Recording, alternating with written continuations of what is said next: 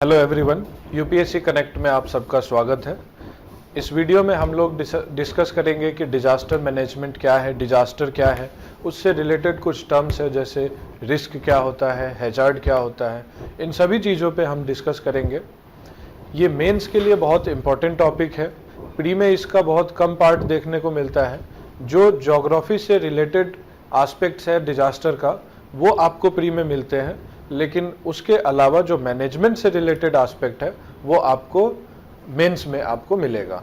On an average अगर हम data देखेंगे पिछले 10 इयर्स का, तो 2 से 3 क्वेश्चंस हर बार मतलब आपके पूछा गया है। तो इसलिए ये टॉपिक जो है छोटा सा टॉपिक है, बट बहुत ही ज़्यादा ह्यूमंस को अफेक्ट करता है, इसलिए ये हमारे लिए इम्पोर्टेंट है।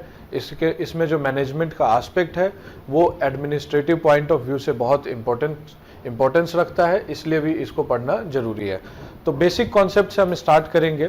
अभी आज का जो टॉपिक है, इस वीडियो में हम लोग डिस्कस करेंगे कि डिजास्टर क्या होता है, हैजार्ड क्या होता है और डिजास्टर मैनेजमेंट किसको बोलते हैं। तो पहला चैप्टर है हमारा disaster management introduction. Okay, so introduction में हमें देखना है कि डिजास्टर क्या होता है। Any event that disrupts normal life and cause severe to life and property.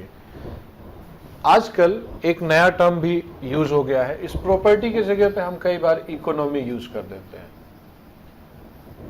Life के साथ साथ जीडीपी और इकोनॉमी का भी इंपॉर्टेंस 2015-16 के बाद में पूरे वर्ल्ड एरिना में या फिर इंडिया के कॉन्टेक्स्ट में बढ़ गया है।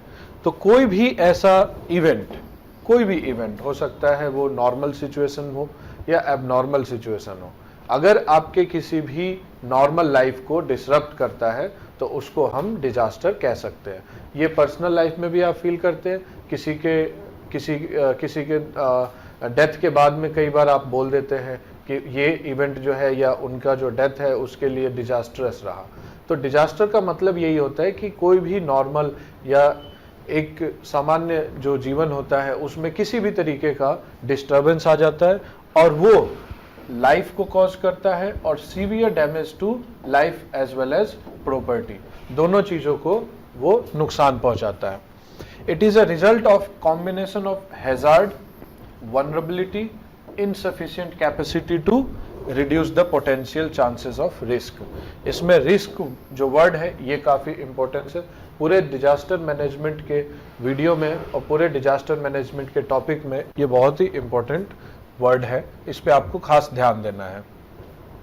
अभी इसमें कुछ टर्म्स आपको इस पॉइंट में आपको नए देखने को मिलेंगे, जैसे कि हैजार्ड, वनरेबिलिटी और उसके अलावा रिस्क। ये तीनों चीजें डिजास्टर की बात जब करते हैं तो जब तक हम इन तीनों वर्ड को नहीं समझते हैं तब तक नहीं डिजास्टर को अच्छे तरीके से समझने में हम इनकेपेबल रहेंगे। इट कैन बी नेचुरल और मैन मेड। अगर हम क्लासिफाई करें कि कोई भी ऐसा इवेंट जो हमारे नॉर्मल लाइफ को डिस्टर्ब करता है वो नेचुरल है इवेंट है या फिर मैन मेड है, तो दोनों तरीके से हो सकता है। इसके बारे में हम देखेंगे। Disaster could be triggered by natural process. हो सकता है कि जो नेचुरल डिजास्टर है वो obviously natural, geological, hydrometeorological, मतलब कि मौसम से रिलेटेड हो सकता है, वेदर से रिलेटेड हो सकता है या टेक्टोनिक प्लेट के मूवमेंट से रिलेटेड हो सकता है। ये सारी कॉजेज हो सकते हैं। और जो मैन मेड है वो ह्यूमन प्रोसेस के या एनवायरमेंटल डिग्रेडेशन हो या टेक्नोलॉजिकल हैजार्ड हो, जैसे कि आपका भोपाल गैस ट्रेजेडी, वो जो है वो मैन मेड डिजास्टर था हमारा। और आए दिन हर साल इंडिया में जो है फ्लड आता है, ड्रॉट आता है। ये फ्लड जो है वो ह्यूमंस का नहीं है, मतलब ह्यूमन के वजह से नहीं होता है। हाँ, अर्बन फ्लडिंग जो होती है वो ह्यूमन मैन मेड है, बट जो नॉर्मल फ्लडिंग होती है, जो नॉर्मल फ्लड है वो नेचुरल है। तो इस तरीके से हम इसकी कैटेगरी को कैटेगराइज करके इसे समझ सकते हैं।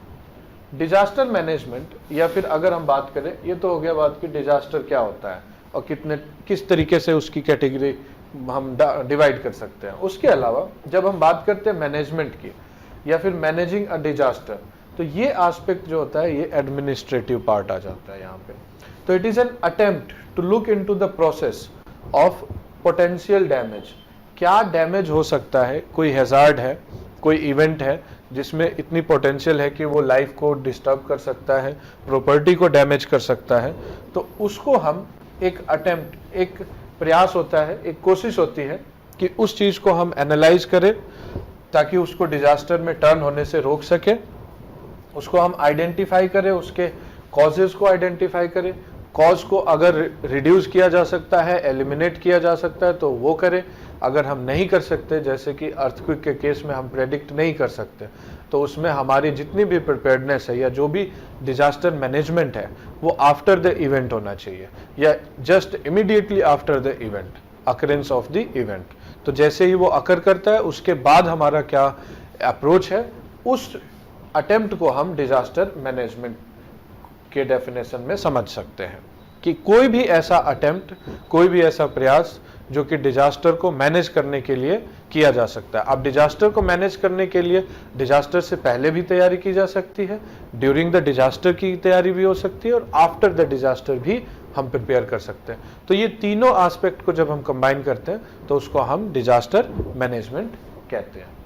अब बात करें, जैसे कि बताया कि मैन मेड हो सकता है या फिर नेचुरल हो सकता है, तो उसमें नेचुरल डिजास्टर्स जो होते हैं उसमें कुछ कैटेगरीज है, जैसे जियोलॉजिकल, बायोलॉजिकल और वाटर एंड क्लाइमेट या मेट्रोलॉजिकल आप समझ लीजिए।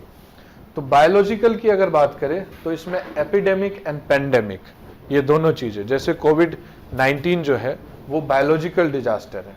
फिर पेस्ट अटैक, जो टिड्डियों का अटैक होता है कई बार, वो कैटल एपिडेमिक, जनरली ये कैटल एपिडेमिक जो है वो फ्लड के बाद जिसका जो पॉसिबिलिटी है, पोटेंशियल है वो या रिस्क है वो बढ़ जाता है।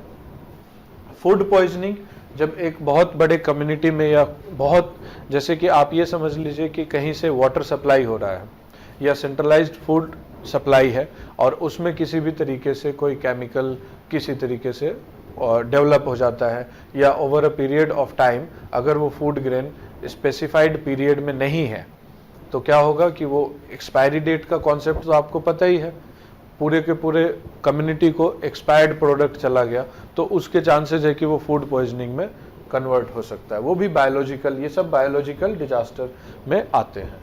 अब बात करें जियोलॉजिकल, आए दिन आप उत्तराखंड, हिमाचल से न्यूज आती है कि लैंडस्लाइड हो गया या मड फ्लो हो गया। जब केरला में फ्लड आया था तो फ्लड के साथ साथ लैंडस्लाइड भी आया था, मड फ्लो भी आया था, तो ये जियोलॉजिकल डिजास्टर्स हैं। अर्थक्वेक कॉमनली हिट, मतलब पूरे ग्लोब में सबसे ज़्यादा जो कोई डिजास्टर अगर अकर करता है तो उसमें से अर्थक्वेक एक है। लार्ज फायर्स या फॉरेस्ट फायर आप समझ लीजिए, ये नेचुरली भी हो सकता है, अपने आप भी लगती है जंगल में आग, और कुछ कुछ ह्यूमंस की एक्टिविटी ऐसी होती है जिसके वजह से भी फायर लग जाता है। Dam failure and dam burst, excessive water अगर डैम के पास इकट्ठा हो जाता है, अब जैसे मान लीजिए बिहार का केस ले लीजिए, नेपाल में बारिश हुई, मानसून के टाइम पे बहुत ज़्यादा बारिश हुआ और नेपाल ने उस वाटर को रिलीज कर दिया। अब जो डैम इंडिया में है या कोसी के ऊपर जो डैम है वो उसकी कैपेसिटी पूरी हो गई, अब उससे ज़्यादा वो नहीं मतलब होल्ड कर सकता है, तो कई बार ऐसा होता है कि ये बर्स्ट कर जाता है या फिर फेल हो जाता है। कोयना डैम इंसिडेंट जो है महाराष्ट्र में वो यही है। कोयना डैम जो है वहाँ पे पानी इतना ज़्यादा इकट्ठा हो गया कि जो डैम है, अगर मान लेते हैं कि ये डैम है तो जो बॉटम है वो नीचे स्लाइड कर गया, सिंक कर गया, और उसके वजह से फिर अर्थक्वेक भी उसके वजह से रिलीज हो गया। तो ये जो है ये सब नेचुरल डिजास्टर है, इसमें ह्यूमंस का कोई कंट्रीब्यूशन नहीं है, ह्यूमंस इसमें कुछ नहीं कर सकते हैं। देन माइन फायर, अब माइनिंग जहाँ होती है धरती के अंदर बहुत तरीके के गैसेस होते हैं, अब हो सकता है कि कोई गैस कभी रिएक्ट कर जाए और फायर कैच कर ले, या कुछ फेलियर हो जाए, इलेक्ट्रॉनिक फेलियर हो जाए, उसके वजह से माइंस में कैच कर ले फायर। तो ये है, ये सब आपके जितने थे ये जियोलॉजिकल डिजास्टर्स हैं। अब अगर वाटर से रिलेटेड या फिर मेट्रोलॉजिकल डिजास्टर्स की बात करें, क्लाइमेट से रिलेटेड, तो उसमें सबसे ज़्यादा जो इंडिया को अफेक्ट करता है वो है फ्लड, और बड़े स्टेट्स इससे जो है वो फेस करते हैं।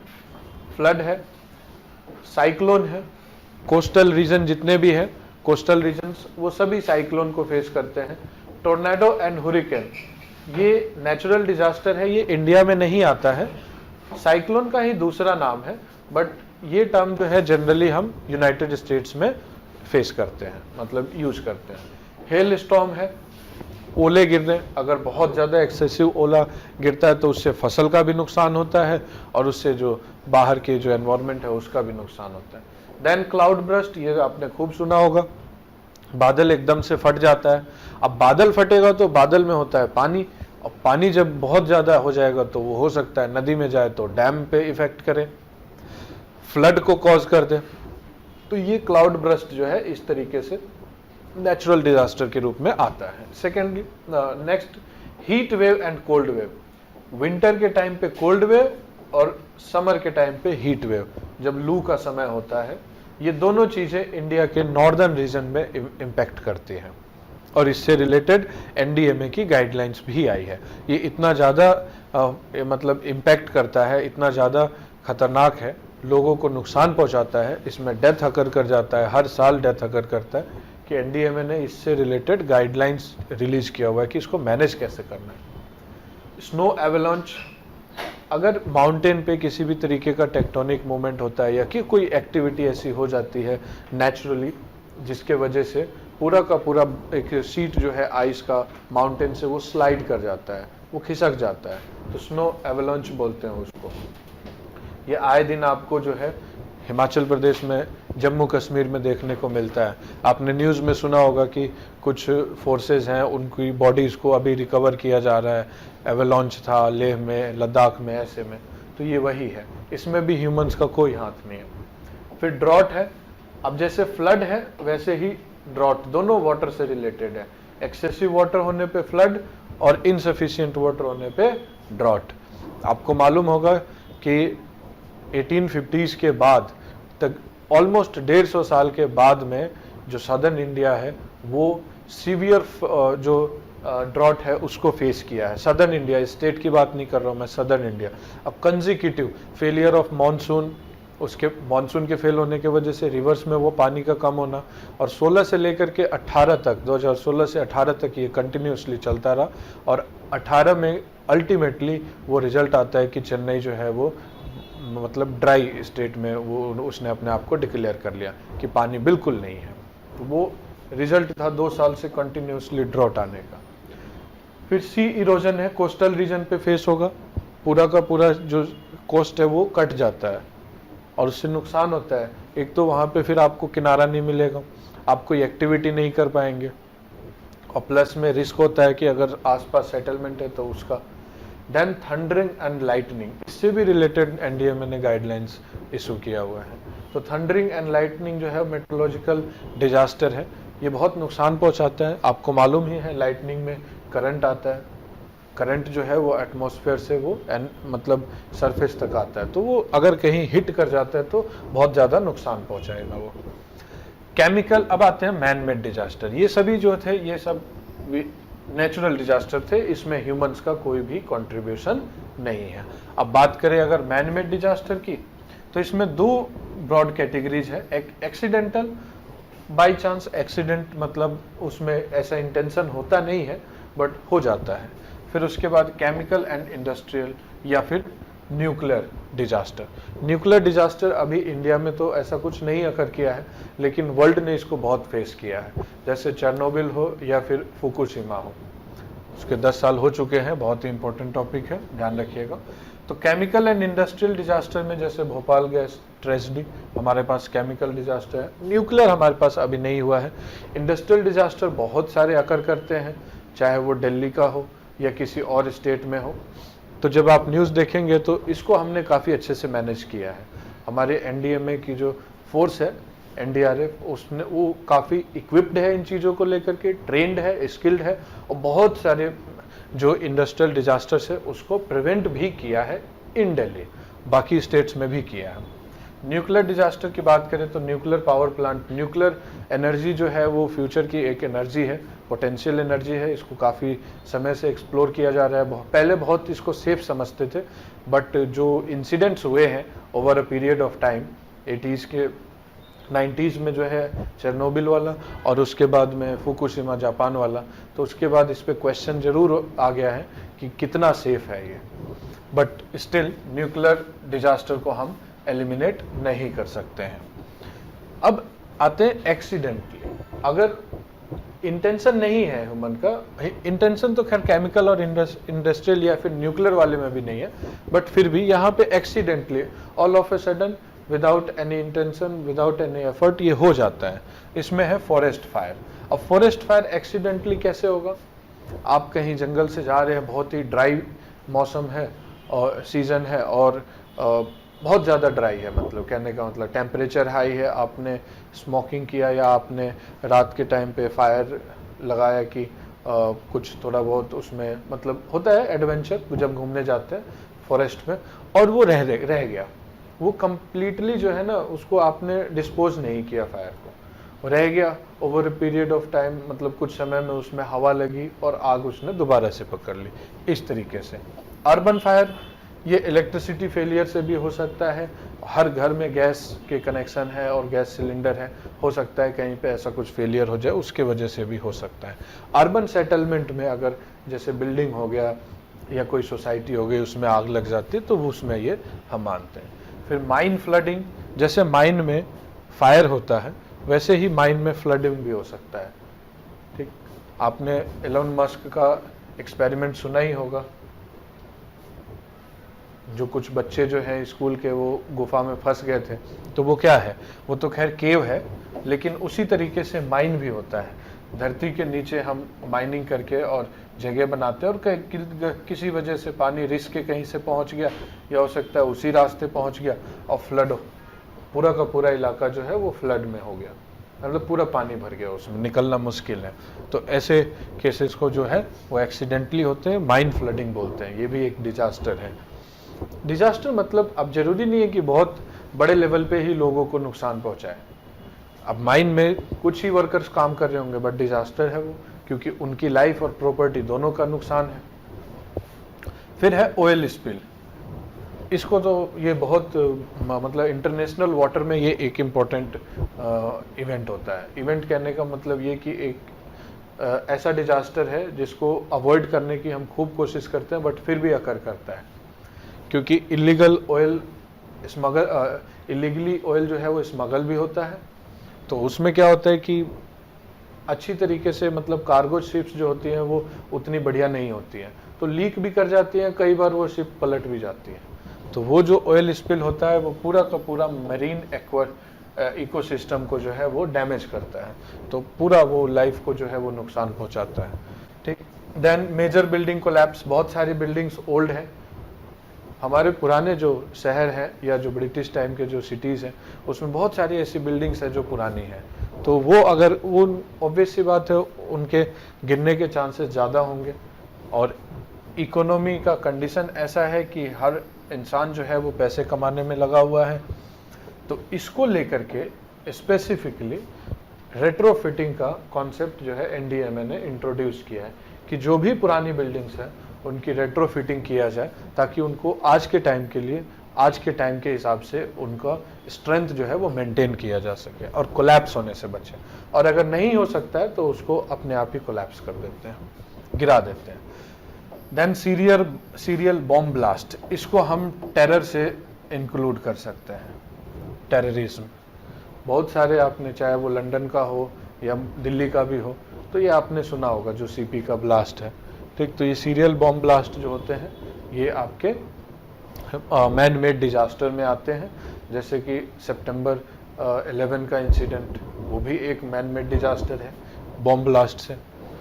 ठीक, फेस्टिवल रिलेटेड डिजास्टर, इसमें जो है ना भगदड़, स्टैम्पेड आता है, तो भगदड़ हो जाता है, मैनेजमेंट नहीं होता है, स्किल्ड जो है गार्ड्स नहीं होते हैं, उनको पता ही नहीं है कैसे मैनेज करना है। फिर उसके बाद जो स्टेक होल्डर्स होते हैं, ऑर्गेनाइजर जो होते हैं, वो अपनी रिस्पॉन्सिबिलिटी से पीछे हट जाते हैं। तो ये सारी चीज़ें जो हैं इसको फेस्टिवल रिलेटेड डिजास्टर को कॉज करती है। Electrical disaster and fire, electricity या इलेक्ट्रिक जो इक्विपमेंट्स है उसके फेल होने के वजह से जो कि फायर कैच कर लेता है किसी बिल्डिंग में या किसी सोसाइटी में, ऐसे डिजास्टर। फिर उसके बाद माइनर डिजास्टर्स जो होते हैं वो एक्सीडेंट, प्लेन का क्रैश हो जाना, रेलवे का पटरी से उतर जाना, रोड पे एक्सीडेंट होना, ये सब जो कि फॉग के टाइम पे काफ़ी कॉमन है, दिखता नहीं है, क्लैरिटी नहीं होती, विजिबिलिटी नहीं होती, तो इसलिए।